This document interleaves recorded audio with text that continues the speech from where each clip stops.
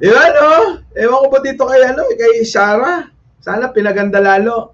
Kaya lang, alam nyo na, siyempre, pera pa rin ng taong bayan yan.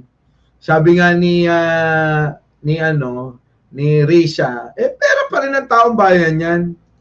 Di ba? Ito na. Dito na tayo. Pasok!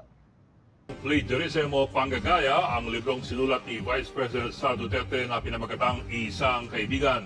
Iyan ang librong gustong pondohan ng 10 milyong piso para ipamahagi sa mga bata mag-aaral. Ito na. Si Risa, bumanat na naman. Mabisinda kwarta, sugarod. Sige, pasok. Senator Risa Hontiveros desididong harangin ang pondong yan. Hindi raw tamang humingi ng budget ang isang opisyal ng pamahalaan para sa sarili niyang libro. Narito ang aking report. Isang Kaibigan.